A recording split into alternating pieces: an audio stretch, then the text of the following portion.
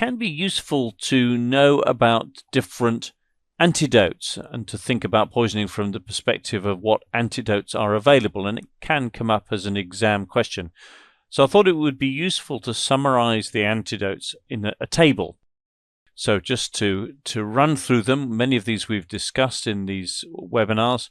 So for paracetamol, we have N-acetylcysteine, which is a sulfhydryl group donor and helps to protect the liver from the oxidative stress.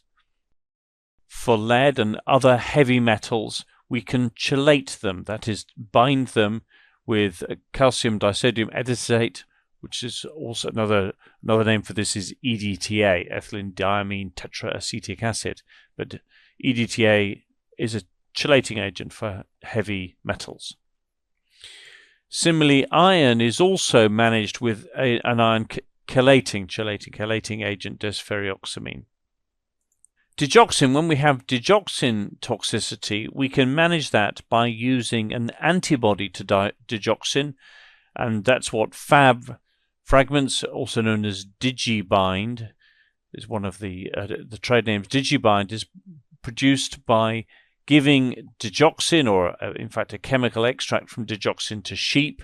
They develop antibodies against this digoxin, and then that can be used as an antidote because it will bind with digoxin in the bloodstream.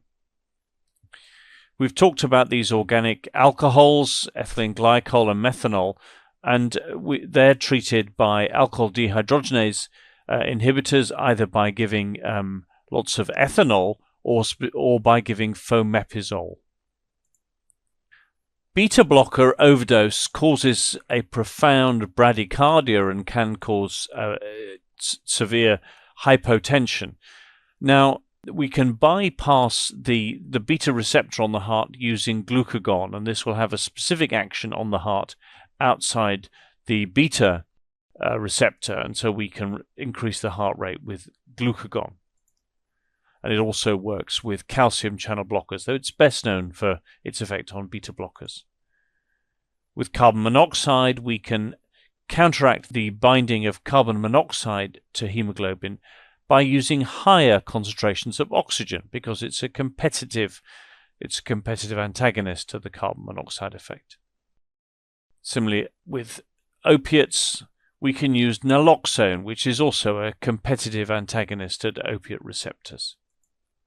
Organophosphates, these are insecticides, and they cause an excess of acetylcholine. Lots of acetylcholine to be built up because the enzyme, the acetylcholine esterase, is inhibited by the organophosphates, and so you get an excess of acetylcholine both at muscarinic and at nicotinic pathways.